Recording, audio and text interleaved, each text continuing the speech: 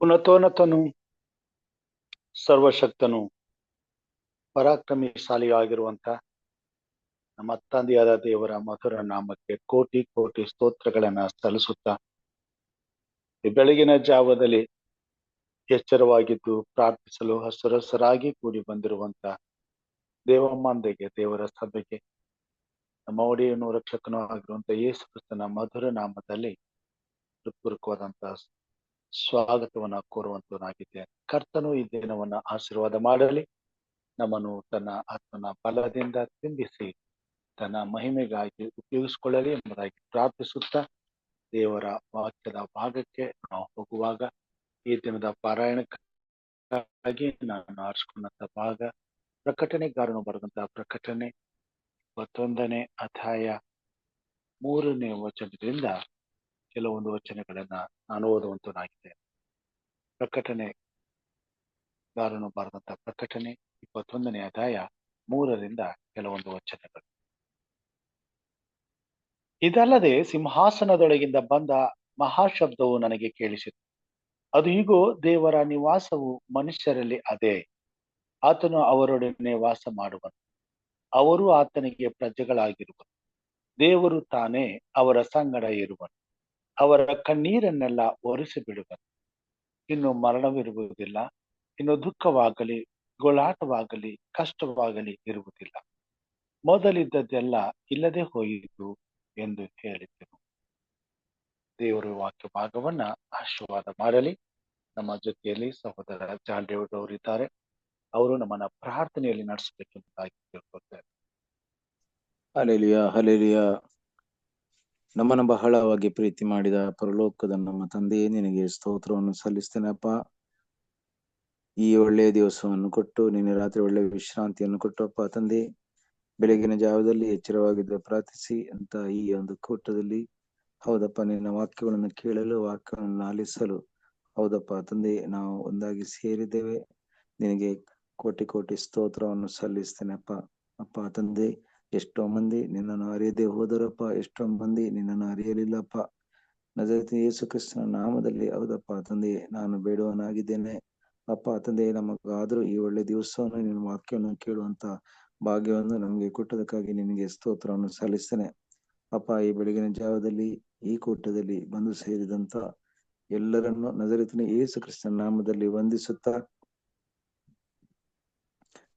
ಹೌದು ನಮ್ಮ ಸೇವಕರನ್ನು ನಿನ್ನ ಕರ್ತಗಳಿಗೆ ಸಮರ್ಪಿಸ್ತೇನೆ. ಅವರು ಕೊಡುವಂತಹ ವಾಕ್ಯಗಳು ಅಪ್ಪ ತಂದೆಯೇ ನಮ್ಮ ಜೀವಿತದಲ್ಲಿ ಕಾರ್ಯ ಮಾಡಲಿ. ಅಪ್ಪ ತಂದೆಯೇ, ಇವತ್ತಿನ ದಿವಸವನ್ನು ಹೌದು ನಮ್ಮ ಜೀವಿತದಲ್ಲಿ ಆಶೀರ್ವದಿಸು.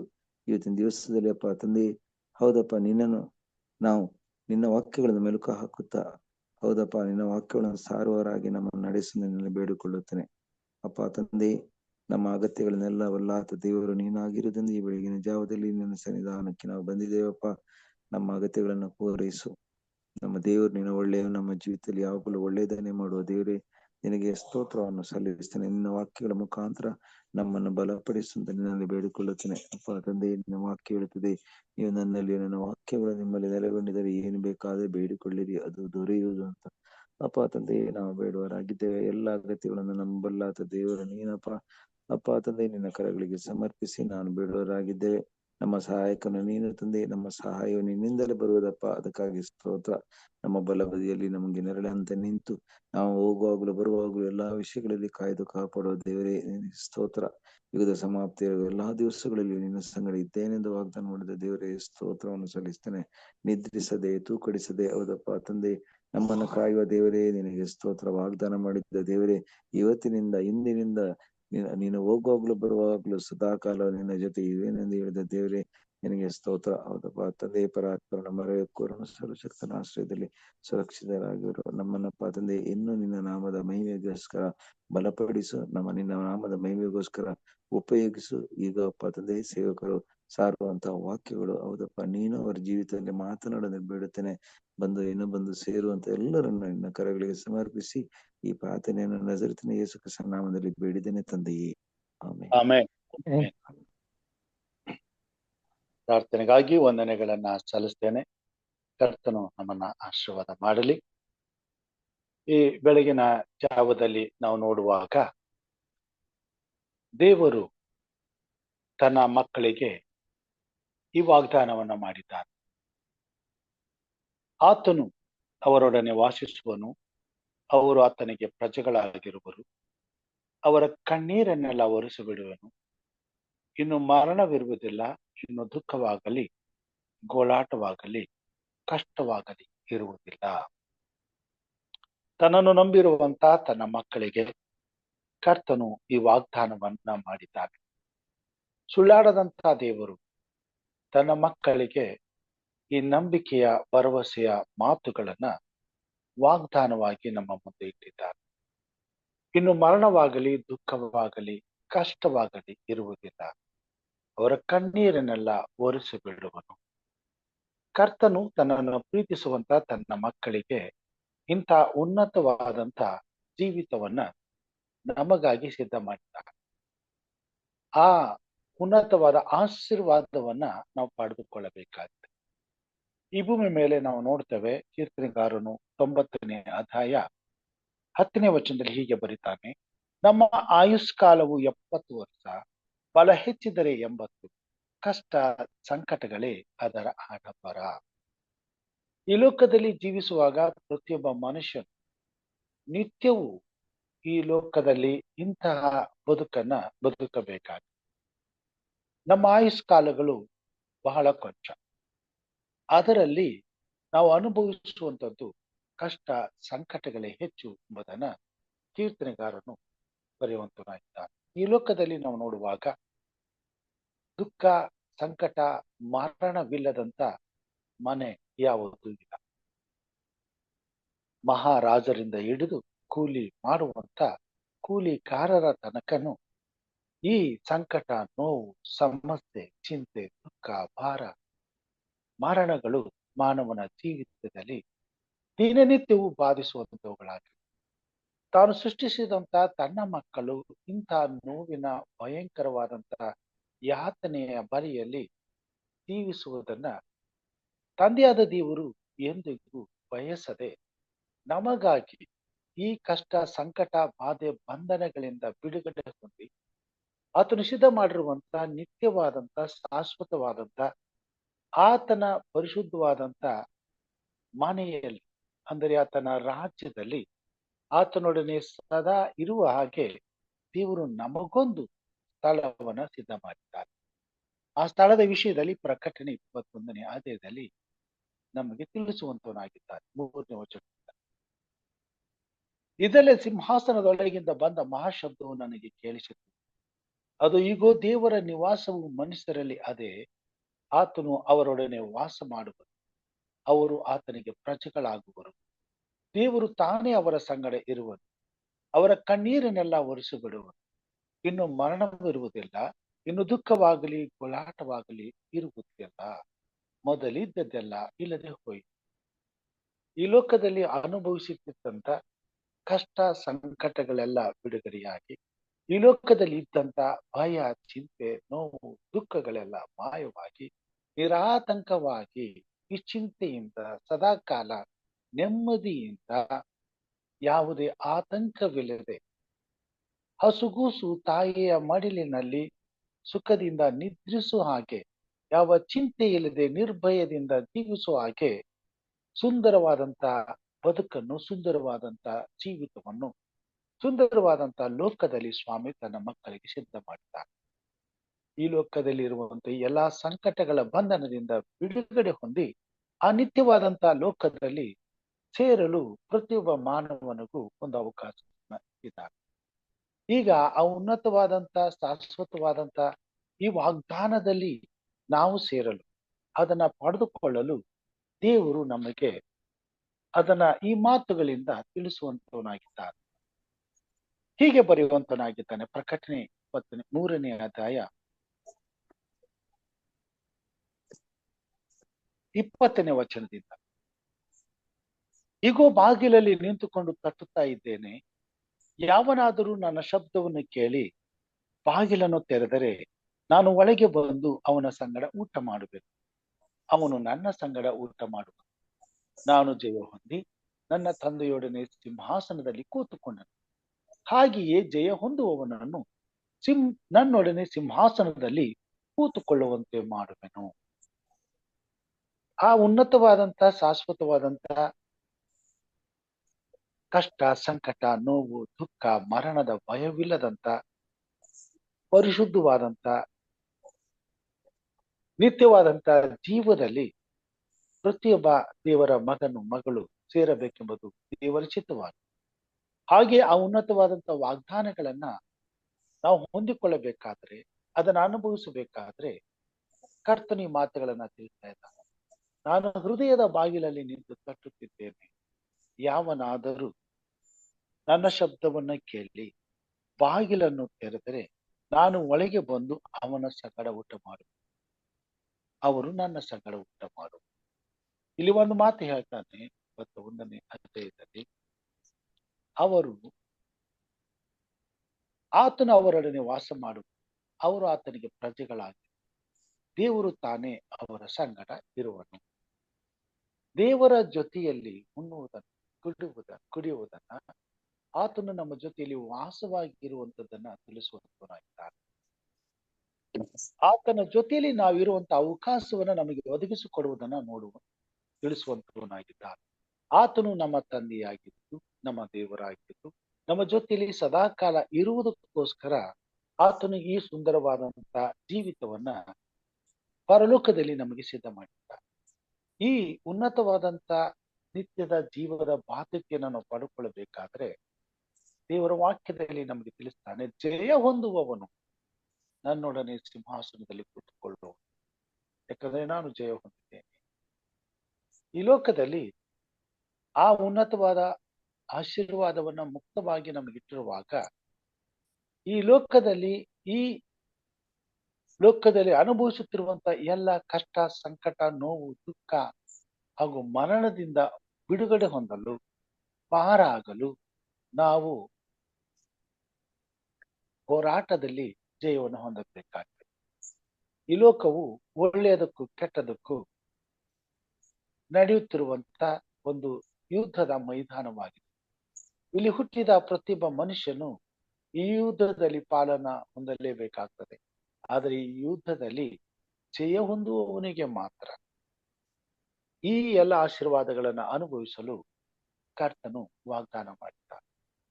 ಈ ಹೋರಾಟದಲ್ಲಿ ನಾವು ಗೆಲ್ಲಬೇಕಾದರೆ ವಿಶೇಷವಾಗಿ ದೇವರು ನಮ್ಮ ಜೊತೆಯಲ್ಲಿ ಇರಬೇಕಾಗ್ತದೆ. ಹೇಗೆ ಈ ಹೋರಾಟದಲ್ಲಿ ನಾವು ಗೆಲ್ಲಲಿಕ್ಕೆ ಸಾಧ್ಯ? ಈ ಭೂಮಿ ಮೇಲೆ ಎಲ್ಲರೂ ಹೋರಾಟ ಮಾಡ್ತಾರೆ, ಆದ್ರೆ ಎಲ್ಲರೂ ಜಯಿಸೋದಕ್ಕೆ ಆಗೋದಿಲ್ಲ. ಎಲ್ಲರೂ ಯಾಕೆ ಜಯಿಸೋಕ್ಕಾಗೋದಿಲ್ಲ? ಯಾಕೆ ಜಯಿಸೋದಕ್ಕಾಗೋದಿಲ್ಲ ಅಂದ್ರೆ ಅವರ ಜೊತೆಯಲ್ಲಿ ದೇವರು ಇರುವುದಿಲ್ಲ, ದೇವರ ಸಹಾಯ ಅವರಿಗೆ ಇರುವುದಿಲ್ಲ, ದೇವರ ಮಾರ್ಗದರ್ಶನ ಅವರಿಗೆ ಇರುವುದಿಲ್ಲ, ದೇವರ ಆತ್ಮನ ಬಲ ಅವರಿಗೆ ಇರುವುದಿಲ್ಲ, ದೇವರ ನಡೆಸುವಿಕೆ ಅವ್ರಿಗೆ ಇರುವುದಿಲ್ಲ. ಹೀಗಿರುವುದರಿಂದ ಮನುಷ್ಯನು ದಿನನಿತ್ಯವೂ ಸೋಲುತ್ತಾ ಈ ಲೋಕದಲ್ಲಿ ಕೊನೆಗೆ ಸೋಲಿನಲ್ಲಿ ಅಂತ್ಯವನ್ನ ಕಂಡುಕೊಳ್ಳುವಂತನಾಗಿದ್ದಾನೆ. ಆದರೆ ಯಾವನಾದರೂ ನನ್ನ ಶಬ್ದವನ್ನು ಕೇಳಿ ಬಾಗಿಲನ್ನು ತೆರೆದರೆ ನಾನು ಅವನ ಸಂಗಡ ಒಳಗಡೆ ಬಂದು ಊಟ ಮಾಡ್ತೇನೆ. ಅಂದ್ರೆ ನಮ್ಮ ಜೊತೆಯಲ್ಲಿ ಆತನು ನೆಲೆಗೊಳ್ಳು, ನಾನು ಅವರ ಮಧ್ಯದಲ್ಲಿ ವಾಸಿಸಿ. ದೇವರ ಶಬ್ದಕ್ಕೆ ಕಿವಿಗೊಟ್ಟು ಆತನನ್ನ ನಾವು ಆಹ್ವಾನಿಸಿದರೆ, ಆತನು ನಮ್ಮ ಜೊತೆಯಲ್ಲಿ ಬಂದು ವಾಸ ಮಾಡಿದರೆ, ಆತನು ನಮ್ಮ ಜೊತೆಯಲ್ಲಿ ಈ ಲೋಕದಲ್ಲಿ ಈ ಒಳ್ಳೆಯದಕ್ಕೂ ಕೆಟ್ಟದಕ್ಕೂ ನಡುವೆ ನಡೆಯುತ್ತಿರುವಂತ ಈ ಹೋರಾಟದಲ್ಲಿ ನಮಗೆ ಸಹಾಯಕನಾಗಿದ್ದುಕೊಂಡು ನಾವು ಮಾಡುವಂತ ಪ್ರತಿಯೊಂದು ಪ್ರಯತ್ನಗಳಲ್ಲಿ ಬಲವನ್ನ ನೀಡಿ, ಸೋತವನಿಗೆ ಬಲವನ್ನು, ನಿತ್ರಾಣನಿಗೆ ಬಲವನ್ನು, ಜಯವನ್ನು ನೀಡುವಂತ ದೇವರು ನಮ್ಮೊಂದಿಗಿದ್ದು ನಮಗೆ ಜಯವನ್ನು ಕೊಡುವಂತನಾಗಿದ್ದಾರೆ. ಹಾಗಾದ್ರೆ ಈ ಜಯವನ್ನ ನಿಶ್ಚಯವಾಗಿ ನಾವು ಹೊಂದಬೇಕಾದ್ರೆ ಮಾಡಬೇಕಾದಂತ ಕಾರ್ಯವಾದರೂ ಏನು? ರೋಮಾಪುರದ ಪತ್ರಿಕೆಯಲ್ಲಿ ಈ ಮಾತುಗಳನ್ನ ತಿಳಿಸುವಂತವನಾಗಿದ್ದಾರೆ. ನಾವು ಈ ಲೋಕದಲ್ಲಿ ದಿನನಿತ್ಯವೂ ಒಳ್ಳೆಯದರ ಕೆಟ್ಟದರ ಜೊತೆಯಲ್ಲಿ ಹೋರಾಟ ಮಾಡುತ್ತಲೇ ಇರುವಂತವರಾಗಿದ್ದೇವೆ. ಆದ್ರೆ ಈ ಹೋರಾಟದಲ್ಲಿ ಜಯ ಹೊಂದುವವರು ಬಹಳ ಕಡಿಮೆ ಜನ. ಈ ಹೋರಾಟದಲ್ಲಿ ನಾವು ಜಯ ಹೊಂದಬೇಕಾದ್ರೆ ನಮ್ಮ ಜೊತೆಯಲ್ಲಿ ದೇವರು ಇರಬೇಕೆಂಬುದಾಗಿ ನಾವು ನೋಡುವಂತವರಾಗಿದ್ದೇವೆ. ಕರ್ತನು ನಮ್ಮ ಜೊತೆಯಲ್ಲಿದ್ದಾಗ ಮಾತ್ರ ನಾವು ಈ ಹೋರಾಟದಲ್ಲಿ ಜಯವನ್ನ ಸಾಧಿಸಲು ಸಾಧ್ಯ. ಹಾಗಾದರೆ ಈ ಲೋಕದಲ್ಲಿ ಕೆಟ್ಟದ ವಿರುದ್ಧವಾಗಿ ಹೋರಾಟ ಮಾಡುವಂತ ನಾವು ಜಯವನ್ನು ಹೊಂದಬೇಕಾದ್ರೆ ಮಾಡಬೇಕಾದಂತ ಕರ್ತವ್ಯ ದೇವರ ವಾಕ್ಯದಲ್ಲಿ ನಾವು ನೋಡ್ತೇವೆ. ರೋಮಾಪುರ ಪತ್ರಿಕೆ 12ನೇ ಅಧ್ಯಾಯ 21ನೇ ವಚನದಲ್ಲಿ, ಕೆಟ್ಟತನಕ್ಕೆ ಸೋತು ಹೋಗದೆ ಒಳ್ಳೆಯತನದಿಂದ ಕೆಟ್ಟತನವನ್ನ ಸೋಲಿಸು.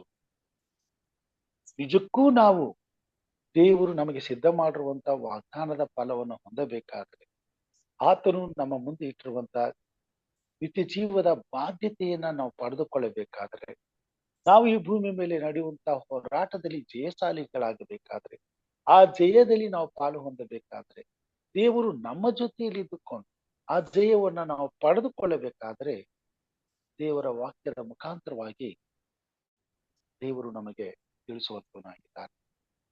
ನಾವು ಜಯ ಹೊಂದಲೇಬೇಕಾದ್ರೆ ಕೆಟ್ಟತನಕ್ಕೆ ಸೋತು ಹೋಗದೆ ಒಳ್ಳೆತನದಿಂದ ಕೆಟ್ಟತನವನ್ನು ಸೋಲಿಸು. ಹೌದು, ಈ ಲೋಕದಲ್ಲಿ ಒಳ್ಳೆಯದಕ್ಕೂ ಕೆಟ್ಟದಕ್ಕೂ ಹೋರಾಟ ನಡೆದಿದೆ, ಯುದ್ಧ ನಡೆದಿದೆ. ಆದರೆ ಜಯವನ್ನು ಹೊಂದಬೇಕಾದ್ರೆ ಒಳ್ಳೆತನದಿಂದ ಕೆಟ್ಟತನವನ್ನು ಸೋಲಿಸಬೇಕು ಹೊರತು ಕೆಟ್ಟತನದಿಂದ ಕೆಟ್ಟತನವನ್ನ ಸೋಲಿಸಲಿಕ್ಕೆ ಸಾಧ್ಯ. ದುಷ್ಟರು ದುಷ್ಟತನದಿಂದ ದುಷ್ಟತ್ವವನ್ನೇ ಮುಂದುವರಿಸಬಹುದು ಹೊರತು ಅವರು ನೀತಿವಂತರಾಗ್ಲಿಕ್ಕೆ ಸಾಧ್ಯ, ಒಳ್ಳೆಯವರಾಗ್ಲಿಕ್ಕೆ ಸಾಧ್ಯ. ಒಳ್ಳೆಯವರಾಗಬೇಕಾದ್ರೆ ಒಳ್ಳೆತನದಿಂದ ಮಾತ್ರ ನಾವು ಹೋರಾಟ ಮಾಡಬೇಕಾಗ್ತದೆ. ಈ ಒಳ್ಳೆತನದವನ್ನ ದೇವರು ಮನುಷ್ಯನಿಗೆ ತನ್ನ ಪರಿಶುದ್ಧವಾದಂತ ವಾಕ್ಯದಿಂದ ಮಾತ್ರ ನಮಗೆ ಕೊಡುವಂತನಾಗಿದ್ದಾನೆ.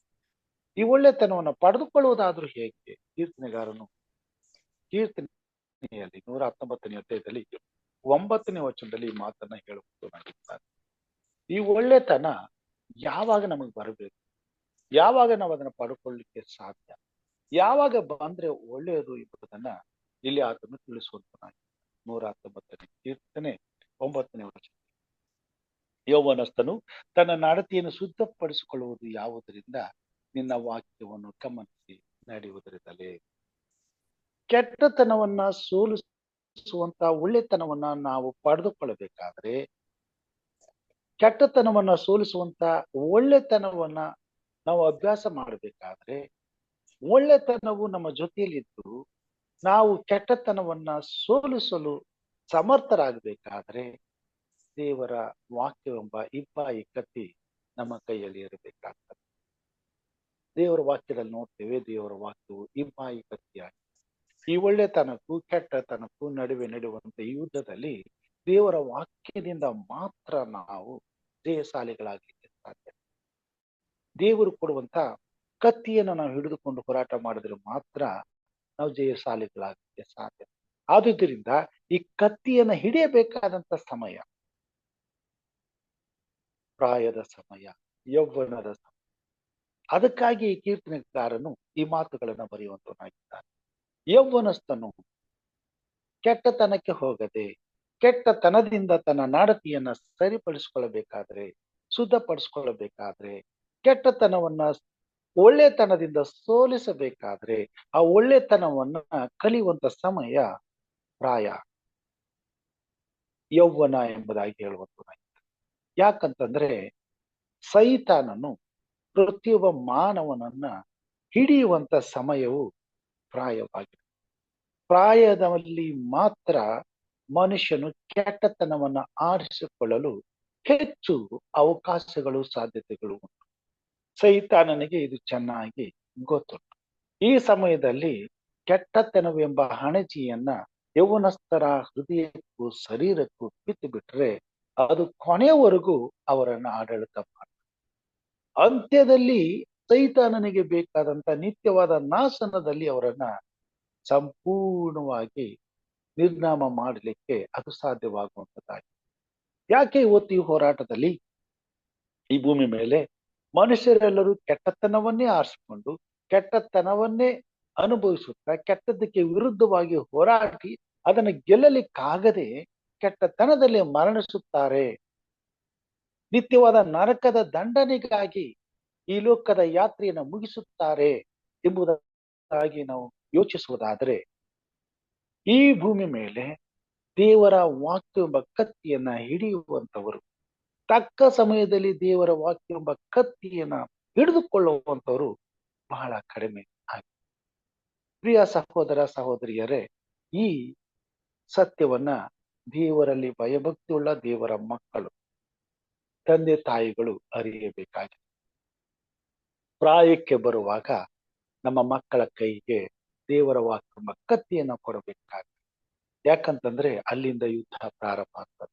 ಅಲ್ಲಿಂದ ಅವರು ಕೆಟ್ಟತನದ ವಿರುದ್ಧವಾಗಿ ಹೋರಾಡಿ ದಿನನಿತ್ಯವೂ ಜಯಶಾಲಿಗಳಾಗಬೇಕಾಗಿದೆ. ಅಲ್ಲಿಂದ ದೇವರ ಆತ್ಮನ ಮುಖಾಂತರವಾಗಿ, ದೇವರ ವಾಕ್ಯದ ಮುಖಾಂತರವಾಗಿ ಅವರ ಹೃದಯದಲ್ಲಿ ನೆಲೆಸಿ ಅವರನ್ನ ಸನಾತನ ಮಾರ್ಗದಲ್ಲಿ ನಡೆಸಿ ಯುದ್ಧದಲ್ಲಿ ದಿನನಿತ್ಯವೂ ಅವರು ಎಲ್ಲಾ ಕೆಟ್ಟತನಕ್ಕೆ ವಿರುದ್ಧವಾಗಿ ಹೋರಾಡಿ ಜಯಶಾಲಿಗಳಾಗುವಂತೆ ಕಾರ್ಯ ಮಾಡಬೇಕಾಗಿದೆ. ಪ್ರಾಯದಲ್ಲಿ ದೇವರ ವಾಕ್ಯವು ಅವರಿಗೆ ಸಿಗದೆ ಹೋದರೆ, ಪ್ರಿಯ ಸಹೋದರ ಸಹೋದರಿಯರೇ, ಆಮೇಲೆ ಗಿಡವಾಗಿ ಬಗ್ಗದ್ದು ಮರವಾಗಿ ಬಗ್ಗಲಾರದು. ಮುಪ್ಪಿನಲ್ಲಿ ದೇವರ ವಾಕ್ಯದಲ್ಲಿ ನಾವು ನೋಡ್ತೇವೆ, ನಡೆಯಬೇಕಾದ ಮಾರ್ಗಕ್ಕೆ ತಕ್ಕಂತೆ ಮಗನನ್ನು ಸಿಕ್ಕಿತು, ಮುಪ್ಪಿನಲ್ಲಿಯೂ ಓರೆಯಾಗನು. ಜ್ಞಾನೋಕ್ತಿ 22ನೇ ಅಧ್ಯಾಯ 6ನೇ ವಚನದಲ್ಲಿ ಮಾತುಗಳನ್ನು ತಿಳಿಸ್ತಾರೆ. ದೇವರ ಮಕ್ಕಳು, ತಂದೆ ತಾಯಿಗಳು ತಮ್ಮ ಜೀವಿತದಲ್ಲಿ ಪ್ರಾಯಕ್ಕೆ ಬರುವುದಕ್ಕಿಂತ ಮುಂಚಿತವಾಗಿ ದೇವರು ತಮಗೆ ಕೊಟ್ಟಿರುವಂತಹ ಮಕ್ಕಳನ್ನ ದೇವರ ಭಯಭಕ್ತಿಯಲ್ಲಿ ನಡೆಸಬೇಕಾದ್ರೆ, ಈ ಕೆಟ್ಟತನಕ್ಕೆ ವಿರುದ್ಧವಾಗಿ ಹೋರಾಟ ಮಾಡುವಂಥದ್ದನ್ನ ಕಲಿಸಬೇಕಾದ್ರೆ ಅವರ ಕೈಗೆ ಪ್ರಾಯಕ್ಕೆ ಮೊದಲು ದೇವರ ವಾಕ್ಯವೆಂಬ ಕತ್ತಿಯನ್ನು ಕೊಡಬೇಕಾಗ್ತದೆ. ಅದನ್ನ ನಡಿಬೇಕಾದ ಮಾರ್ಗಕ್ಕೆ ತಕ್ಕಂತೆ ಮಗನನ್ನ ಶಿಕ್ಷಿಸಬೇಕಾಗ್ತದೆ. ನಡೆಯಬೇಕಾದಂತ ಮಾರ್ಗದಲ್ಲಿ ಇನ್ನೂ ಚಿಕ್ಕವರಿರುವಾಗಲೇ, ಸಣ್ಣ ವಯಸ್ಸಿನಲ್ಲಿಯೇ ದೇವರ ವಾಕ್ಯವೆಂಬ ಕತ್ತಿಯನ್ನ ಹಿಡ್ಕೊಳ್ಳೋದಕ್ಕೆ ಅದನ್ನ ಕಲಿಸ್ಬೇಕು. ಅನೇಕ ಸಾರಿ ಈ ಕ್ರಿಕೆಟ್ ಆಟ ಆಡ್ತಕ್ಕಂಥ ನಾಯಕರುಗಳು ತಮ್ಮ ಮಕ್ಕಳಿಗೆ, ಹೆಚ್ಚಾಗಿ ಕ್ರಿಕೆಟ್ ಅನ್ನ ಇಷ್ಟಪಡುವಂತ ಪ್ರಿಯರು ಸಹ ಸಣ್ಣ ಮಕ್ಕಳಿಗೆ ಸಣ್ಣವರು ಇರುವಾಗಲೇ ಬ್ಯಾಟ್ ಅನ್ನ ಹಿಡ್ಕೊಂಡು ಮಕ್ಕಳಿಗೆ ಬಾಲನ್ನ ಯಾವ ರೀತಿ ಫೇಸ್ ಮಾಡ್ಬೇಕೆಂಬುದನ್ನ ಕಲಿಸ್ತಾರೆ ಮತ್ತು ಯಾವ ರೀತಿ ಬಾಲನ್ನ ಹಾಕಬೇಕೆಂಬುದನ್ನ ಕಲಿಸ್ತಾರೆ. ನಾನು ಅದನ್ನ ನೋಡಿದ್ದೀನಿ. ಎಷ್ಟೋ ತಂದೆ ತಾಯಿಗಳು, ಕ್ರಿಕೆಟ್ ಪ್ರಿಯರು ಬೆಳಿಗ್ಗೆ ಎದ್ದ ತಕ್ಷಣ ಮಕ್ಕಳನ್ನ ಕರ್ಕೊಂಡು ಕ್ರಿಕೆಟ್ ಆಡ್ತಾರೆ. ಅವ್ರಿಗೆ ಎಲ್ಲನ ಕಲಿಸ್ತಾರೆ ಸಣ್ಣವ್ರು ಇರುವಾಗಲೇ. ಯಾಕಂದ್ರೆ ಅವರು ಮುಂದೆ ತಮ್ಮ ಮಕ್ಕಳು ಕ್ರಿಕೆಟ್ ಆಟ ಆಡಿ ಅವ್ರೇನಪ್ಪ ಅಂತಂದ್ರೆ ಆ ಕ್ರಿಕೆಟ್ ಆಡುವಂತವರಾಗಿ ಒಳ್ಳೆ ಹೆಸರನ್ನ ಸಂಪಾದಿಸಬೇಕು, ಇದು ಅವರ ಆಸೆ. ಅದಕ್ಕಾಗಿ ಅವರು ಚಿಕ್ಕವರು ಇರುವಾಗಲೇ ಅದನ್ನ ಅಭ್ಯಾಸ ಮಾಡಿಸ್ತಾರೆ. ಈ ಲೋಕದಲ್ಲಿ ಇರುವಂತ ಮನಸ್ಸಿಗೆ ಸಂತೋಷ ಕೊಡುವಂತ ಈ ಆಟಕ್ಕಾಗಿ ಆಗಲೇ ಅಷ್ಟೊಂದು ಆಸಕ್ತಿಯನ್ನು ಊಹಿಸುವಂತ ತಂದೆ ತಾಯಿಗಳು ನಿತ್ಯವಾದಂತ ಜೀವಕ್ಕೆ ಬೇಕಾದಂತ ಶ್ರೇಷ್ಠವಾದಂತ ಹೋರಾಟದಲ್ಲಿ ದೇವರ ಮಕ್ಕಳು ಹಿಡಿಯಬೇಕಾದಂತ ಕತ್ತಿಯನ್ನ ಹಿಡಿಯಲು ಯಾಕೆ ಕಲಿಸಬಾರದು? ದೇವರ ವಾಕ್ಯವು ನಮ್ಮನ್ನ ಬೋಧಿಸ್ತದೆ. ಚಿಕ್ಕವರಿರುವಾಗಲೇ ದೇವರ ವಾಕ್ಯ ಎಂಬ ಕತ್ತಿಯನ್ನ ನಾವು ಅವರು ಹಿಡಿಯೋದನ್ನ ಕಲಿಸಬೇಕಾಗ. ಯಾಕಂತಂದ್ರೆ ಅವರು ಮುಂದೊಂದು ದಿವಸ ಪ್ರಾಯಕ್ಕೆ ಬರುವಾಗ ಅವರು ಕೆಟ್ಟತನದ ವಿರುದ್ಧವಾಗಿ ಹೋರಾಡಬೇಕಾಗ್ತದೆ. ಆ ಹೋರಾಟವನ್ನ ಅವರು ತಿಳಿಯಬೇಕಾಗ್ತದೆ. ಜ್ಞಾನದಲ್ಲಿ ಈ ಮಾತುಗಳನ್ನ ನಮಗೆ ತಿಳಿಸುವಂತವನಾಗಿದ್ದಾನೆ. ಸತ್ಯವೇದದಲ್ಲಿ ನಾವು ನೋಡುವಾಗ ಪ್ರಸಂಗಿಯಲ್ಲಿ ಈ ಮಾತುಗಳನ್ನ ನಮಗೆ ತಿಳಿಸ್ತಾನೆ. ಇಲ್ಲಿ ನಾವು ನೋಡುವಾಗ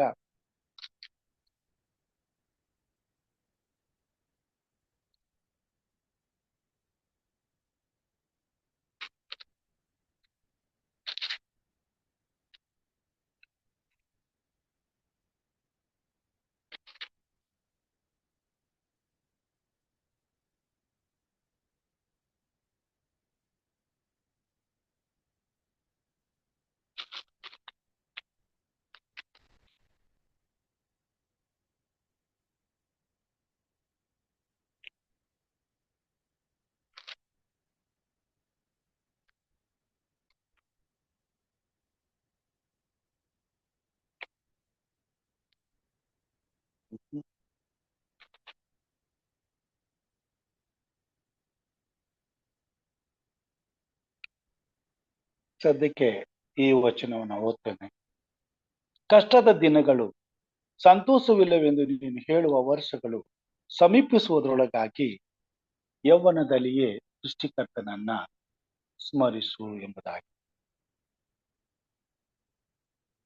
ದುಷ್ಟತ್ವದ ವಿರುದ್ಧವಾಗಿ ಹೋರಾಟ ಮಾಡದೆ ಹೋದರೆ ಮುಂದಿನ ದಿನಮಾನಗಳಲ್ಲಿ ಕಷ್ಟವೆಂಬ, ಸಂಕಟವೆಂಬ, ನೋವುಗಳೆಂಬ ಬಾಧೆಗಳನ್ನ ಮಕ್ಕಳು ಅನುಭವಿಸಬೇಕಾಗ್ತದೆ. ಅದಕ್ಕಾಗಿ ತಿಮೋಥೆಯನಿಗೆ ಬರೆದ ಪತ್ರಿಕೆ 2 ತಿಮೋಥಿ 2ನೇ ಅಧ್ಯಾಯ 77ನೇ ವಚನದಲ್ಲಿ ಪೌಲನು ತಿಮೋಥೆಯನಿಗೆ ಮಾತುಗಳನ್ನು ಬರೀತಾರೆ. ತಿಮೋಥೆಯನಿಗೆ ಬರೆದಂತ ಪತ್ರಿಕೆ 2 ತಿಮೋಥೆಯನಿಗೆ ಬರೆದ ಪತ್ರಿಕೆ 2ನೇ ಅಧ್ಯಾಯ 22ನೇ ವಚನದಲ್ಲಿ ಇಲ್ಲಿ ನಾವು ನೋಡ್ತೇವೆ,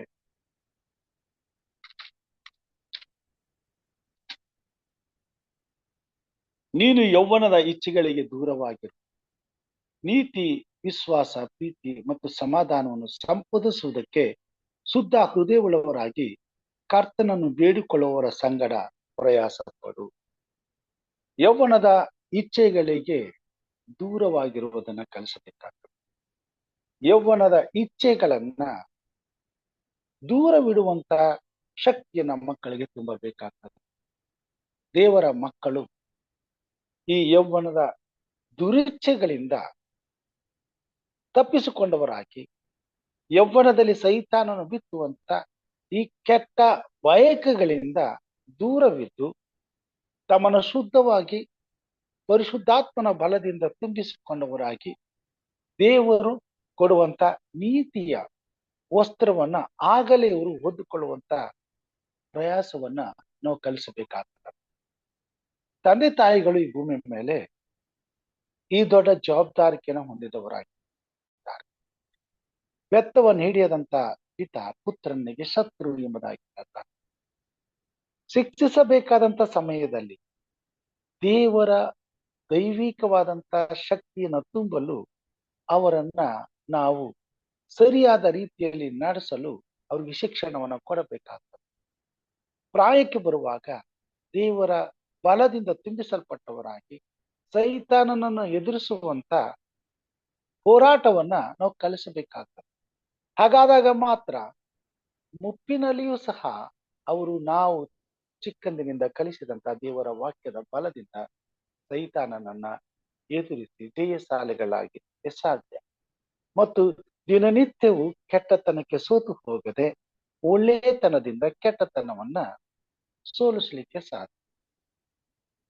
ದೇವರ ವಾಕ್ಯವು ದಿನನಿತ್ಯವೂ ತನ್ನನ್ನ ಆಶ್ರಯಿಸಿದಂತ ತನ್ನ ಮಕ್ಕಳಿಗೆ ದೇವರ ಪರಿಶುದ್ಧವಾದಂತ ಹಾಲು, ಅದನ್ನ ಕುಡಿಯುವುದರಿಂದ ದಿನನಿತ್ಯವೂ ಆತ್ಮಿಕವಾಗಿ, ಶಾರೀರಿಕವಾಗಿ, ಭೌತಿಕವಾಗಿ ಪರಲೋಕ ರಾಜ್ಯಕ್ಕೆ ಬೇಕಾದಂತ ಉನ್ನತವಾದಂತ ಆತ್ಮೀಯ ಶಕ್ತಿಯನ್ನ ಹೊಂದಿದವರಾಗಿ, ಪರಿಶುದ್ಧತೆಯಲ್ಲಿ ಪಾಲು ಹೊಂದಿದವರಾಗಿ, ದಿನನಿತ್ಯವೂ ಒಳ್ಳೆತನವನ್ನ ಅಭ್ಯಾಸ ಮಾಡುವವರಾಗಿ, ಒಳ್ಳೆತನದಿಂದ ಕೆಟ್ಟತನವನ್ನು ಸೋಲಿಸುವಂತ ಶಕ್ತಿಯನ್ನು ಕೊಡುವಂತದ್ದಾಗಿದೆ. ದೇವರ ವಾಕ್ಯ ಎಂಬ ಪರಿಶುದ್ಧವಾದ ಹಾಲನ್ನ ದೇವರ ಮಕ್ಕಳು ದಿನನಿತ್ಯವೂ ಕುಡಿಯುವುದನ್ನ ಅಭ್ಯಾಸ ಮಾಡಬೇಕಾಗ, ದೇವರ ವಾಕ್ಯವನ್ನ ಕಲಿಸಬೇಕಾಗ, ತಂದೆ ತಾಯಿಗಳು ದೇವರ ಮನೆಯಲ್ಲಿದ್ರು, ದೇವರ ಭಯಭಕ್ತಿಯಲ್ಲಿದ್ರು, ದೇವರ ವಾಕ್ಯವನ್ನ ಓದುತ್ತಿದ್ದರು, ದೇವರಲ್ಲಿ ಭಯಭಕ್ತಿಯುಳ್ಳವರಾಗಿ ಜೀವಿಸುತ್ತಿದ್ದರು, ಪ್ರಾಯಕ್ಕೆ ಬರುವಂತ ಮಕ್ಕಳನ್ನ ಅನೇಕ ಸಾರಿ ಗಮನಕ್ಕೆ ತೆಗೆದುಕೊಳ್ಳದೆ ಬಿಟ್ಟು ಬಿಡ್ತಾರೆ.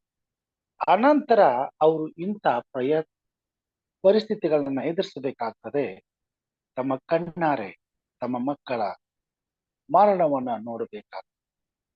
ಇಂದಿನ ದಿನಮಾನಗಳಲ್ಲಿ ಕ್ರೈಸ್ತ ಕುಟುಂಬಗಳಲ್ಲಿ ಅಂಥದ್ದನ್ನ ನೋಡುವಾಗ ನಿಜಕ್ಕೂ ಬಹಳ ದುಃಖಕರವಾದಂತಹ ಸಂಗತಿಯಾಗಿದೆ. ಮಕ್ಕಳು ಬೆಳೆಯುವಾಗ ಮಕ್ಕಳಿಗೆ ಸರಿಯಾದಂತ ರೀತಿಯಲ್ಲಿ ದೇವರ ಭಯಭಕ್ತಿಯಲ್ಲಿ ನಡ್ಕೊಳ್ಳುವುದನ್ನ ಕಲಿಸದೆ ಆ ಸಮಯದಲ್ಲಿ ಅಜಾಗರೂಕರಾಗಿ ತಮ್ಮ ದುರುಚ್ಛೆಗಳನ್ನ ಅಥವಾ ತಮ್ಮ ಇಷ್ಟಾರ್ಥಗಳನ್ನ, ತಮ್ಮ ಮನಸ್ಸಿನ ಆಲೋಚನೆಗಳನ್ನ ಅನುಸರಿಸಿ ನಡೆಯುವವರಾಗಿ ಮಕ್ಕಳ ಬಗ್ಗೆ ತಾತ್ಸಾರವನ್ನು ಹೊಂದುತ್ತಾರೆ. ಸರಿಯಾದ ಸಮಯದಲ್ಲಿ ಸರಿಯಾದಂತ ಶಿಕ್ಷಣವನ್ನ ಕೊಡದೆ, ದೈವಿಕ ಶಿಕ್ಷಣವನ್ನ ಕೊಡದೆ, ದೇವರ ಮಕ್ಕಳನ್ನ ದೇವರ ಭಯಭಕ್ತಿಯಲ್ಲಿ ನಡೆಸದೆ, ಅವರನ್ನ ದೇವರ ಆತ್ಮನಿಗೆ ಒಪ್ಪಿಸದೆ ಮಕ್ಕಳ ಬಗ್ಗೆ ತಾತ್ಸಾರ ಹೊಂದಿದವರಾಗಿ ಜೀವಿಸ್ತಾರೆ. ದೇವರ ಮನೆಯಲ್ಲಿ ಜೀವಿಸುವಂತವರು, ದೇವರ ಸನ್ನಿಧಾನದಲ್ಲಿ ಜೀವಿಸ್ತಕ್ಕಂಥ ಅಂತ ಮಕ್ಕಳ ಜೀವಿತದಲ್ಲಿ ಘೋರವಾದಂತ ನೋವುಗಳನ್ನ ಅವರು ಅನುಭವಿಸಬೇಕಾಗ್ತದೆ. ಅನೇಕ ಸಾರಿ ಯವನಸ್ಥ ಮಕ್ಕಳು ತಂದೆ ತಾಯಿಗಳನ್ನ ಬಿಟ್ಟು ಹೋಗುವುದನ್ನ ಕೇಳುವಾಗ ಬಹಳ ದುಃಖವಾಗ್ತದೆ. ಆದರೆ ಹಿಂದಿನ ಕಾರ್ಯಗಳನ್ನ ಆಲೋಚಿಸಿ ನೋಡುವುದಾದ್ರೆ ಎಲ್ಲೋ ಒಂದು ಕಡೆ ನಡೆಯಬೇಕಾದಂತ ಮಾರ್ಗಕ್ಕೆ ತಕ್ಕಂತೆ ನಡೆಸದೆ ತಂದೆ ತಾಯಿಗಳು ಅವರನ್ನ ಸಡಿಲ ಬಿಟ್ಟಿದ್ದರಿಂದ ಅವ್ರ ಮುಂದೆ ಹೋಗಿ ಯೌವನದ ದುರಿಚ್ಛೆಗಳನ್ನ ಅಭ್ಯಾಸ ಮಾಡಿ ಸೈತಾನನಿಗೆ ಬಲಿಪಶುವಾಗಿ ಇಂಥ ಘೋರವಾದಂತ ನೋವನ್ನ ಅಸಡ್ಡೆ ಮಾಡಿದಂತ ತಂದೆ ತಾಯಿಗಳು ಅನುಭವಿಸುವುದಕ್ಕೆ ಕಾರಣರಾಗ್ತಾರೆ. ದೇವರ ವಾಕ್ಯದಲ್ಲಿ ನಾವು ನೋಡ್ತೇವೆ. ಜ್ಞಾನೋಕ್ತಿ 27ನೇ ಅಧ್ಯಾಯ 23ನೇ ವಚನದಲ್ಲಿ ಈ ಮಾತನ್ನ ತಿಳಿಸುವಂತವನಾಗಿದ್ದಾನೆ. 27ನೇ ಅಧ್ಯಾಯ 23ನೇ ವಚನದಲ್ಲಿ, ನಿನ್ನ ಹಿಂಡುಗಳ ಸ್ಥಿತಿಯನ್ನು ಚೆನ್ನಾಗಿ ತಿಳಿದುಕೊಂಡಿರು, ನಿನ್ನ ಮಂದೆಗಳ ಮೇಲೆ ಮನಸ್ಸಿಡು. ಪ್ರತಿಯೊಬ್ಬ ತಂದೆ ತಾಯಿಗಳು ದೇವರು ತಮಗೆ ಕೊಟ್ಟಿರುವಂತ ಮಕ್ಕಳನ್ನ ಅವರ ಜೀವಿತಕ್ಕೆ ಬೆಲೆಯನ್ನು ಕಟ್ಟಬೇಕಾಗ್ತದೆ ಮತ್ತು ದೇವರ ಮುಂದೆ ಉತ್ತರವನ್ನು ಕೊಡಬೇಕಾಗ್ತದೆ, ಲೆಕ್ಕ ಕೊಡಬೇಕಾಗ್ತದೆ. ಜ್ಞಾನೋಕ್ತಿಯಲ್ಲಿ ಹೇಳ್ತಾನೆ, ನಿನ್ನ ಹಿಂಡುಗಳ ಸ್ಥಿತಿಯನ್ನು ಚೆನ್ನಾಗಿ ತಿಳಿದುಕೊಂಡಿರು, ನಿನ್ನ ಮಂದೆಗಳ ಮೇಲೆ ಮನಸ್ಸಿಡು. ಅವ್ರ ಮೇಲೆ ಒಂದು ಕಣ್ಣಿಡು. ಅವ್ರು ಹೋಗೋದು ಬರೋದು ಅವ್ರು ಮಾಡೋದು ಎಲ್ಲ ನಿನ್ನ ಗಮನಕ್ಕೆ ಬರಬೇಕು. ಎಲ್ಲೇ ಆದರೂ ಕೆಟ್ಟತನದ ಕಳೆ ಅವರ ಜೀವಿತದಲ್ಲಿ ಬೆಳೆಯುವುದನ್ನು ನೀನು ಕಂಡರೆ ತಕ್ಷಣವೇ ಆ ಕಳೆಯನ್ನ ಕಿತ್ತು ಹಾಕುವುದಕ್ಕೆ ದಾರಿ ಮಾಡು. ದೇವರ ವಾಕ್ಯ ಎಂಬ ಕತ್ತಿಯನ್ನ ತೆಗೆದುಕೊ, ಕುಡುಗೋಲನ್ನ ತೆಗೆದುಕೊ. ತಕ್ಕ ಸಮಯದಲ್ಲಿ ದೇವರ ವಾಕ್ಯದಿಂದ ಆ ಎಲ್ಲ ಕೆಟ್ಟತನವನ್ನ ತೆಗೆದು ಹಾಕುವುದಕ್ಕೆ ಪ್ರಯತ್ನ ಪಡು ಮತ್ತು ಆ ಕೆಟ್ಟತನದ ಜಾಗದಲ್ಲಿ ಒಳ್ಳೆತನವನ್ನ ಬಿತ್ತು ದೇವರ ವಾಕ್ಯ ಎಂಬ ಬೀಜವನ್ನ ಬಿತ್ತು ದೇವರ ಭಯಭಕ್ತಿಯನ್ನು ಕಲಿಸು. ಅದನ್ನ ಇಸ್ರಾಯೇಲ್ರಿಗೆ ಹೇಳಿದ ಸ್ವಾಮಿ, ನಿಮ್ಮ ಮಕ್ಕಳಿಗೆ ದಾರಿ ನಡೆಯುವಾಗಲೂ ನಿದ್ರೆಯಲ್ಲಿ ಮಲಗಿರುವಾಗಲೂ ಹಣೆಗೆ ಪಟ್ಟಿಯನ್ನ ಕಟ್ಕೊಳ್ಬೇಕು, ಕೈಗೆ ಅದನ್ನ ಕಟ್ಕೊಳ್ಬೇಕು ಇರ್ತಾರೆ. ದೇವರ ವಾಕ್ಯವು ನಮ್ಮನ್ನ ಕಾಯುವಂತ ಗುರಾಣಿ ಆಗಿದೆ. ಎಲ್ಲಾ ಕೆಟ್ಟತನಗಳ ಜೊತೆಯಲ್ಲಿ ಹೋರಾಟಿ ಗೆಲ್ಲಲು ದೇವರು ಕೊಡುವಂತ ಇಬ್ಬಾಯಿ ಕತ್ತಿಯಾಗಿದೆ. ತಕ್ಕ ಸಮಯದಲ್ಲಿ ಉಪಯೋಗಿಸಲು ದೇವರ ವಾಕ್ಯ ಎಂಬ ಕತ್ತಿ ನಮ್ಮ ಜೊತೆಯಲ್ಲಿ ಇದ್ರೆ ಮಾತ್ರ ದೇವರು ನಮ್ಮ ಜೊತೆಯಲ್ಲಿದ್ದು ಕೆಟ್ಟತನವನ್ನ ಸೋಲಿಸಲು ಸಾಧ್ಯವಾಗುತ್ತದೆ. ದೇವರ ವಾಕ್ಯದಲ್ಲಿ ನಾವು ನೋಡ್ತೇವೆ, ಈ ಭೂಮಿ ಮೇಲೆ ಕಷ್ಟ, ಸಂಕಟ, ಸಮಸ್ಯೆಗಳು, ಶೋಧನೆಗಳು, ಚಿಂತೆ, ನೋವು, ಭಯ, ಮರಣ ಎಲ್ಲ ಬರುವುದು ದುಷ್ಟತನದಿಂದಲೇ. ಈ ದುಷ್ಟತನವನ್ನು ಕಲಿಯುವುದು ಪ್ರಾಯದಿಂದಲೇ. ಪ್ರಾಯದ ಸಮಯದಲ್ಲಿಯೇ ಸೈತಾನನ ಬಲೆಗೆ ಬಲಿಯಾದಂತ ವ್ಯಕ್ತಿ ಕೊನೆಗೆ ಆತನ ಕೈಯಲ್ಲಿ ಬೇಡನ ಕೈಗೆ ಸಿಕ್ಕಿದಂತ ಪಕ್ಷಿಗಳಾಗಿ ಜೀವವನ್ನು ಕೊಡಬೇಕಾಗ್ತದೆ. ದೇವರ ಮಕ್ಕಳನ್ನ ದೇವರು ಎಚ್ಚರಿಸ್ತಾನೆ, ನಾನು ಸಿದ್ಧ ಮಾಡಿರುವಂಥದ್ದು ಮರಣ, ದುಃಖ, ಭಯ, ಚಿಂತೆ, ನೋವುಗಳಿಲ್ಲದಂತ ಉನ್ನತವಾದಂತ ಲೋಕವನ್ನು. ಅಲ್ಲಿ ನಿಮ್ಮನ್ನ ನಾನು ಕರೆದುಕೊಂಡು ಹೋಗಿ ನಾನು ನಿಮ್ಮ ಜೊತೆಯಲ್ಲಿ ಇರ್ತೇನೆ, ನೀವು ನನ್ನ ಜೊತೆಯಲ್ಲಿ ಇರ್ತೇನೆ. ಈ ನಿತ್ಯವಾದಂತ ಆನಂದವನ್ನ ಸದಾ ಕಾಲ ಅನುಭವಿಸುವುದಕ್ಕಾಗಿ ನಾನು ಈ ಲೋಕದಲ್ಲಿ ನಿಮಗೋಸ್ಕರ ನರಾವತಾರವಿದ್ದೆ. ಈ ಭೂಮಿ ಮೇಲೆ ಜೀವಿಸಿ ಸಿಲುಬೆಯ ಮೇಲೆ ನನ್ನ ಪರಿಶುದ್ಧವಾದ ರಕ್ತವನ್ನು ಚೆಲ್ಲಿ ನನ್ನ ಜೀವವನ್ನ ಮರಣಕ್ಕೆ ಒಪ್ಪಿಸಿದ್ದೇನೆ. ನೀ ಜೀವ ಹೊಂದಲು, ನಾವು ಜೀವ ಹೊಂದಲು, ನಮ್ಮ ಕುಟುಂಬ, ನಮ್ಮ ಮಕ್ಕಳು ಜೀವ ಹೊಂದಲು, ಆ ಜೀವದಲ್ಲಿ ಸೇರಲು ನಿತ್ಯನಾದಂತ ತಂದೆಯ ಬಳಿಯಲ್ಲಿ ಆತನು ಸಿದ್ಧ ಮಾಡಿರುವಂತ ಉನ್ನತವಾದಂತ ಪರಲೋಕವೆಂಬ ಆತನ ಪರಿಶುದ್ಧವಾದಂತ ರಾಜ್ಯದಲ್ಲಿ ಸದಾಕಾಲ ನೆಲೆಗೊಳ್ಳಲು ಯಾವುದೇ ದುಃಖ, ಗೋಳಾಟ, ಮರಣ, ಚಿಂತೆ ಇಲ್ಲದೆ ಆತನೊಟ್ಟಿಗೆ ಜೀವಿಸಲು ದೇವರು ನಮ್ಮನ್ನು ಆರಿಸಿಕೊಂಡಿದ್ದಾನೆ, ನಮ್ಮನ್ನ ಕರೆದಿದ್ದಾನೆ. ಇವತ್ತು ನಾವು ಆ ರಾಜ್ಯದಲ್ಲಿ ಪಾಲುಗಾರರಾಗಬೇಕಾದ್ರೆ ನಾವು ಮಾತ್ರ ಪಾಲುಗಾರರಾಗಲಿಕ್ಕೆ ಸಾಧ್ಯವಿಲ್ಲ. ದೇವರು ನಮಗೆ ಕೊಟ್ಟಿರುವಂತಹ ಹಿಂಡು ಕೂಡ ನಮ್ಮ ಜೊತೆಯಲ್ಲಿ ಅಲ್ಲಿ ಬರಬೇಕಾಗ್ತದೆ. ಒಂದು ವೇಳೆ ನಮ್ಮ ಮನೆಯಲ್ಲಿ ಒಂದು ಕುರಿಯನ್ನ ನಾವು ಕಳೆದುಕೊಂಡ್ರು ಆ ರಾಜ್ಯವನ್ನ ನಾವು ಕಳ್ಕೊಳ್ತೇವೆ. ಪ್ರಿಯ ಸಹೋದರ ಸಹೋದರಿಯರು, ಇವತ್ತು ಕ್ರೈಸ್ತಿಯ ಜೀವಿತ ಈ ಭೂಮಿ ಮೇಲೆ ದೇವರು ಕೊಟ್ಟಿರುವಂತ ಒಂದು ಉನ್ನತವಾದಂತ ಶ್ರೇಷ್ಠವಾದಂತ ಸೌಭಾಗ್ಯವಾಗಿದೆ. ಅದು ಭಾಗ್ಯಕರವಾದಂತ ನಿರೀಕ್ಷೆಯನ್ನ ನಮ್ಮ ಜೀವಿತದಲ್ಲಿಟ್ಟು ನಿತ್ಯ ಜೀವವನ್ನ ಹೊಂದಲು ನಮಗೆ ದೇವರು ಕೊಟ್ಟಿರುವಂತ ಉಚಿತಾರ್ಥವಾದ ವರವಾಗಿದೆ. ಆ ಕ್ರೈಸ್ತಿಯ ಜೀವಿತವು ದೇವರ ಕೃಪೆಯಿಂದ ನಮಗೆ ಸಿಕ್ಕಿದೆ. ಈ ಭೂಮಿ ಮೇಲೆ ಕೋಟ್ಯಾನು ಕೋಟಿ ಜನರಿದ್ದಾರೆ. ಅವರೆಲ್ಲರೂ ಜೀವ ಸ್ವರೂಪನಾದಂತ ದೇವರನ್ನ ಆರಾಧಿಸುವಂತ ಅವಕಾಶ ಸಿಕ್ಕಿಲ್ಲ. ಅದು ಇವತ್ತು ನನಗೂ ನಿಮಗೂ ಈ ವಾಕ್ಯವನ್ನ ಕೇಳುವಂತವರಿಗೂ ಮತ್ತು ದೇವರಲ್ಲಿ ಕ್ರಿಸ್ತನಲ್ಲಿ ಜೀವವುಳ್ಳ ವಾಕ್ಯದ ಮೇಲೆ ನಂಬಿಕೆ ಇಟ್ಟು ಬದುಕುತ್ತಿರುವ ಎಲ್ಲರಿಗೂ ಸ್ವಾಮಿ ಈ ಬೆಳಿಗ್ಗೆ ಈ ಮಾತುಗಳನ್ನ ತಿಳಿಸುವಂತನಾಗಿದ್ದಾನೆ. ಆ ಶ್ರೇಷ್ಠವಾದ ಭಾಗ್ಯಕರವಾದ ನಿರೀಕ್ಷೆಯನ್ನ ನಮಗೆ ಇಟ್ಟಿದ್ದಾನೆ. ಒಂದು ವೇಳೆ ಆತನ ಮೇಲೆ ನಂಬಿಕೆ ಇಟ್ಟು ವಿಶ್ವಾಸವಿಟ್ಟು ಆ ಭರವಸೆ ನಿರೀಕ್ಷೆಯಿಂದ ಬದುಕುತ್ತಿರುವಂತ ನಾವು ದೇವರು ನಮಗಾಗಿ ಸಿದ್ಧ ಮಾಡುವಂತಹ ಬಾಧ್ಯತೆಯನ್ನು ಹೊಂದಬೇಕಾದ್ರೆ ನಾನು ನನ್ನ ಕುಟುಂಬ ಯೆಹೋವನನ್ನೇ ಸೇವಿಸಬೇಕು. ಅದರಲ್ಲಿ ಒಂದನ್ನ ಕಳ್ಕೊಂಡ್ರು ಪರಲೋಕ ರಾಜ್ಯದಿಂದ ನಾನು ನನ್ನ ಕುಟುಂಬವೆಲ್ಲವೂ ದೂರ ಉಳಿಬೇಕಾಗ್ತದೆ. ಕೆಟ್ಟತನಕ್ಕೆ ಸೋತು ಹೋಗದೆ ಒಳ್ಳೆತನದಿಂದ ಕೆಟ್ಟತನವನ್ನು ಸೋಲಿಸಿದ್ರೆ ಮಾತ್ರ, ಜಯ ಹೊಂದಿದ್ರೆ ಮಾತ್ರ ಆತನ ಸಂಗಡ ಸಿಂಹಾಸನದೊಡನೆ ಕೂತುಕೊಂಡು ಆ ರಾಜ್ಯದಲ್ಲಿ ಆತನು ವಾಗ್ದಾನ ಮಾಡಿರುವಂತ ಈ ವಾಗ್ದಾನಗಳನ್ನ ನಾವು ಅನುಭವಿಸ್ಲಿಕ್ಕೆ ಸಾಧ್ಯವಾಗುವಂತಾಗಿದೆ. ದೇವರು ಮಾಡುವಂತ ವಾಗ್ದಾನ, ದೇವರ ನಿವಾಸವು ಮನುಷ್ಯರಲ್ಲಿ ಅದೇ, ಆತನು ಅವರೊಡನೆ ವಾಸ ಮಾಡುವನು, ಅವರು ಆತನಿಗೆ ಪ್ರಜೆಗಳಾಗಿರುವರು. ದೇವರು ತಾನೇ ಅವರ ಸಂಗಡ ಇರುವನು, ಅವರ ಕಣ್ಣೀರನ್ನೆಲ್ಲ ಒರೆಸಿ ಬಿಡುವನು. ಇನ್ನು ಮರಣವಿರುವುದಿಲ್ಲ, ಇನ್ನು ದುಃಖವಾಗಲಿ ಗೋಳಾಟವಾಗಲಿ ಇರುವುದಿಲ್ಲ, ಮೊದಲೆದ್ದದ್ದೆಲ್ಲ ಇಲ್ಲದೆ ಹೋಯಿತು. ಈ ಉನ್ನತವಾದಂತ ಆಶೀರ್ವಾದಕ್ಕೆ ತನ್ನ ಮಕ್ಕಳನ್ನ ದೇವರು ಎದುರು ನೋಡುವಂತಾಗಿದ್ದಾರೆ ಹಾಗೂ ತನ್ನ ಸನ್ನಿಧಾನದಲ್ಲಿ ದಿನನಿತ್ಯವೂ ಆತನ ಜೊತೆಯಲ್ಲಿ ಇರಬೇಕೆಂಬುದಾಗಿ ಬಯಸುವಂತ. ಅದಕ್ಕಾಗಿ ಯೇಸು ಸ್ವಾಮಿ ಬೆಳಗಿನ ಜಾವದಲ್ಲಿ ಇನ್ನು ಒಪ್ಪಿರುವಾಗಲೇ ಈ ಉನ್ನತವಾದ ಆಶೀರ್ವಾದಕ್ಕಾಗಿ ನಮ್ಮೆಲ್ಲರನ್ನ ನಡೆಸುವುದಕ್ಕಾಗಿ ಎಚ್ಚರವಾಗಿದ್ದು ಪ್ರಾರ್ಥಿಸುವುದಕ್ಕೆ ಹೋಗ್ತಾರೆ. ಈ ಬೆಳಿಗ್ಗೆ ನಾನು ಮತ್ತು ನೀವು ಈ ಎಚ್ಚರವಾಗಿದ್ದು ಪ್ರಾರ್ಥಿಸುವ ಕಾರ್ಯಕ್ರಮದಲ್ಲಿ ಭಾಗಿಯಾಗಿರುವುದು ಕಾರಣ ದೇವರು ದಯಪಾಲಿಸಿರುವಂತಹ ಈ ನಿತ್ಯವಾದ ಬಾಧ್ಯತೆಯನ್ನ ನಾವು, ನಮ್ಮ ಕುಟುಂಬ, ನಮ್ಮ ಮಕ್ಕಳು ತಪ್ಪಿಸಿಕೊಳ್ಳದೆ ಬಾಧ್ಯತೆಯಾಗಿ ಹೊಂದಲಿಕ್ಕಾಗಿ, ಅದಕ್ಕಾಗಿ ದೇವರು ಈ ಸಮಯವನ್ನು ನಮಗೆ ಕೊಟ್ಟಿದ್ದಾರೆ.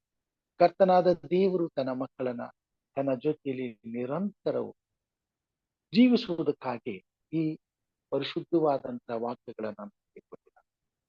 ಈ ಪರಿಶುದ್ಧವಾದಂತ ವಾಕ್ಯದ ಬಲದಿಂದ ಕೆಟ್ಟತನಕ್ಕೆ ಸೋತು ಹೋಗದೆ ಒಳ್ಳೆತನದಿಂದ ಕೆಟ್ಟತನವನ್ನು ಸೋಲಿಸಿ ಜಯ ಹೊಂದಿದವರು ನಾವಾದಾಗ ಮಾತ್ರ ಆ ಬಾಧ್ಯತೆಯನ್ನ ನಾವು ಹೊಂದಲಿಕ್ಕೆ ಸಾಧ್ಯ ಎಂಬುದನ್ನ ಅರಿಯಬೇಕಾಗಿದೆ ಮತ್ತು ಅರಿತು ಅಭ್ಯಾಸ ಮಾಡಬೇಕಾಗಿದೆ.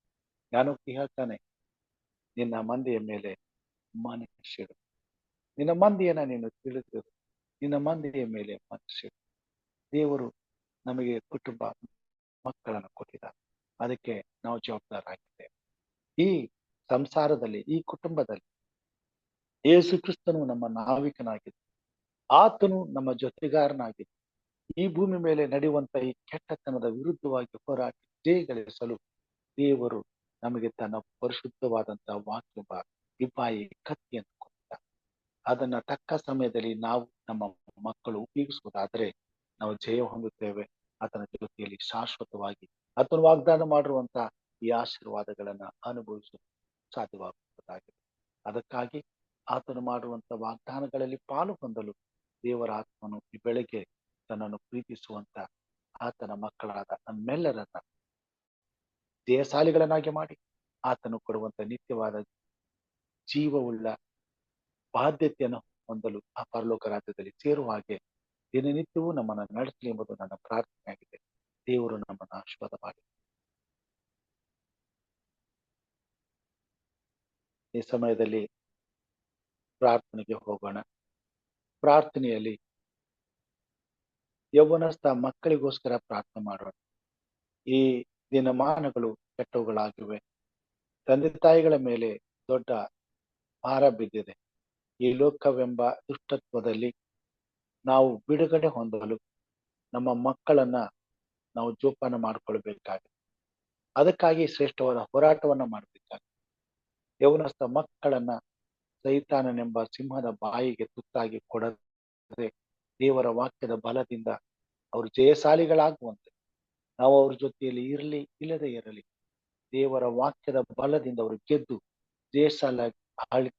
ಜಯಶಾಲಿಗಳಾಗಿ ಮನೆಗೆ ಬರುವಂತೆ, ಪ್ರತಿದಿನವೂ ದೇವರ ಸನ್ನಿಧಾನದಲ್ಲಿ ನಮ್ಮೊಟ್ಟಿಗೆ ಊಟ ಮಾಡುವಂತೆ, ಆತನ ಜೊತೆಯಲ್ಲಿ ಉಂಡು ಕುಡಿದು ತೃಪ್ತರಾಗಿ ದೇವರ ರಾಜ್ಯಕ್ಕೆ ಸಿದ್ಧರಾಗುವಂತೆ ಕರ್ತನ ಆತ್ಮನಿಂದ ನಡೆಸಲ್ಪಡುವುದಕ್ಕಾಗಿ ದೇವರ ಆತ್ಮ ಸಹಾಯಕ್ಕಾಗಿ ನಾವು ಪ್ರಾರ್ಥನೆ ಮಾಡಬೇಕಾಗುತ್ತೆ.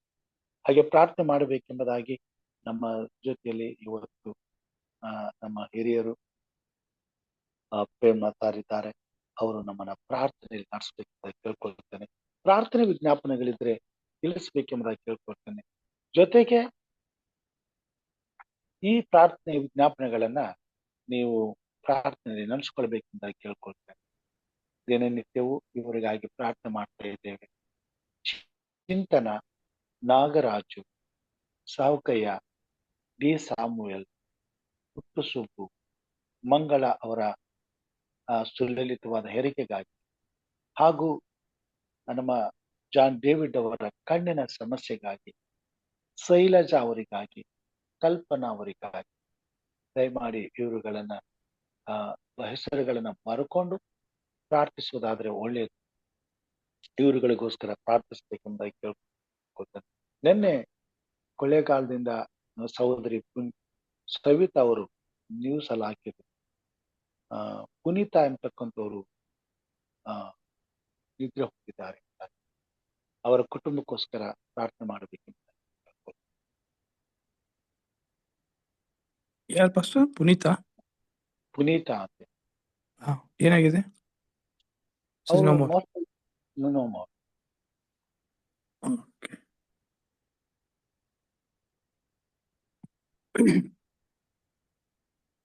ಅಷ್ಟೇ. ಸವಿತಾ ಏನಾಗಿದೆ? ಸವಿತಾ ಅವರಿಗೆ ಅಲ್ಲ, ಪುನೀತಾ. ಸವಿತಾ ಅವರು ನ್ಯೂಸ್ ಅವರು ಇದು ಹಾಕಿದ್ರು, ಮೆಸೇಜ್ ಹಾಕಿದ್ರು. Okay, Pastor, let us pray. Oh, gracious Heavenly Father, we thank you, my Lord, once again for giving us this wonderful opportunity. Lord, adding one more day in our lives, and Lord, keeping us away from harms and dangers, and awakening us early in the morning to come to your feet, my Lord, to hear your voice and to hear your words through your faithful servant, Pastor M. Raju and his families. Lord, thank you, my Lord, for blessing these moments that we are spending with you. Lord, we thank you for the wonderful promises that you have bestowed on us while we are on earth. As it is said that you are our refuge and strength and ever present to help us in times of our troubles. Further, the writer writes that you heard a voice from the throne saying, "Behold, the dwelling place of God is with man. He will dwell with them." Yes, my Lord, we thank you for these promises, that your promise to dwell among us, my Lord, provided we are with you. Lord, we see in Romans 12:21, we are not here to overcome the evil, but to overcome evil with goodness. That is, there should not be any revenge, or that we shall be continued forever, and we shall sin more and more, if such is the case. Further in Psalms we see we are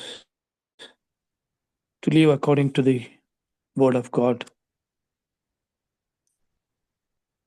so that we shall be blessed forever, my Lord. It's further said that God says, "I am the Alpha and the Omega, the beginning and the end." The words further say that to the thirsty I will give water without any cost.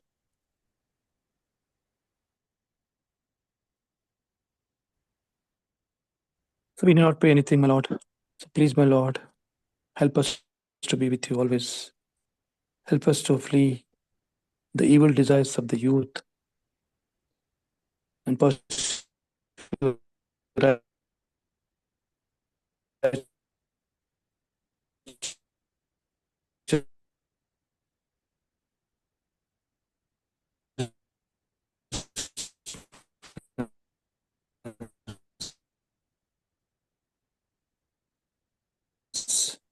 faith, love on the Lord out of the pure heart. All the days of our the words of God, my Lord, and help us to be with you so that mercy shall follow always with us. For they said that there are all the promises that are made for us, provided we follow the commandments. So let us make good use of this time that we are spending with you, my Lord.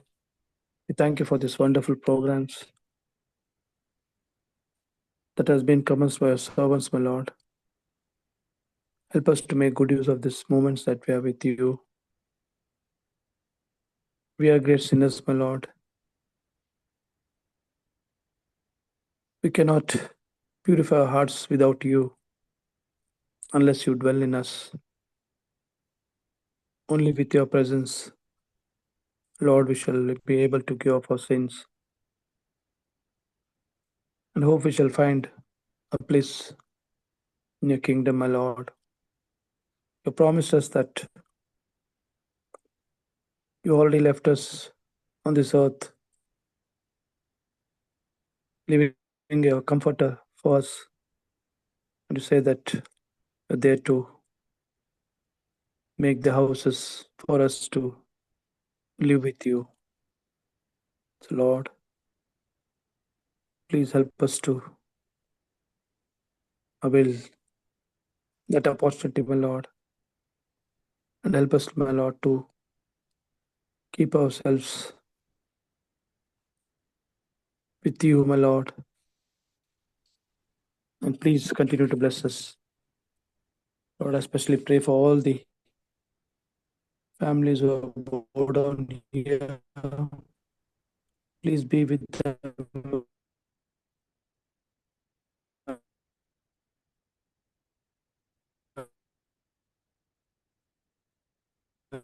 Lord.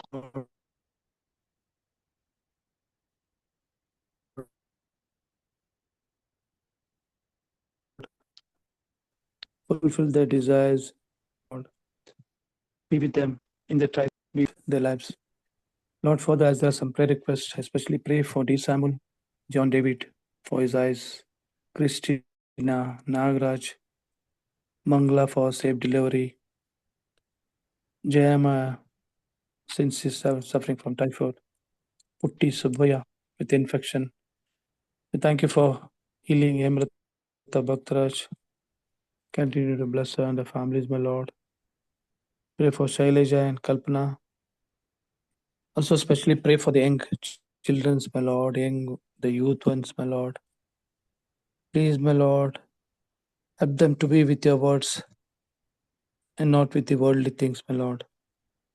As your word says in the very beginning, when they're children, try to correct them so that they shall be in your way and not depart from you, and that life shall be in a proper way instead of hindering and putting themselves in troubles. So, Lord, please remember all these names, my Lord, and families. You know, my Lord, under what situation they are. But, my Lord, as they have come to your feet, as I requested that with the faith that you shall be with them, please place your mighty hands on these families, my Lord, and on all these people. And please see that they are healed, my Lord. Further, it's heard that Punita is no more on this earth. Lord, bless their family. Please help them to overcome the heavy loss of since no more, my Lord. Please help them to overcome the loss and bear the sadness, my Lord. Please bless their family abundantly. And my Lord, please, if your will be, help the family to see her in your kingdom. Lord, I thank you once again for this wonderful message, my Lord. Bless your servant, pour your wisdom above. Bless his family abundantly, my Lord. Fulfill all his desires that he has regarding the gospel. Yes, my Lord. Please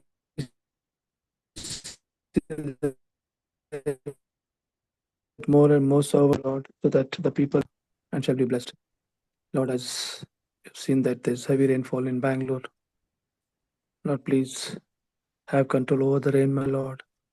As we see people suffering, struggling, my Lord, in their lives day to day because of this heavy rainfall. Lord, please have mercy on the people of Bangalore, my Lord, and please see that the rain is stopped at Bangalore and everything's cleared. And help them to lead a happy life, my Lord. Continue to bless us, my Lord. Bless this day, be with us. And Lord, help us to be in your ways.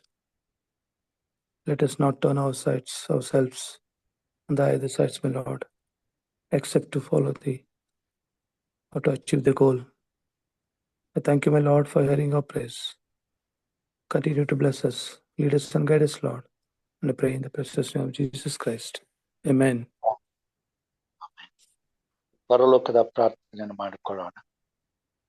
ಪರಲೋಕದಲ್ಲಿರುವ ನಮ್ಮ ತಂದೆಯೇ, ನಿನ್ನ ನಾಮವು ಪರಿಶುದ್ಧವೆಂದು ಎಣಿಸಲ್ಪಡಲಿ, ನಿನ್ನ ರಾಜ್ಯವು ಬರಲಿ, ನಿನ್ನ ಚಿತ್ತವು ಪರಲೋಕದಲ್ಲಿ ನೆರವೇರುವ ಪ್ರಕಾರ ಭೂಲೋಕದಲ್ಲಿ ನೆರವೇರಲಿ.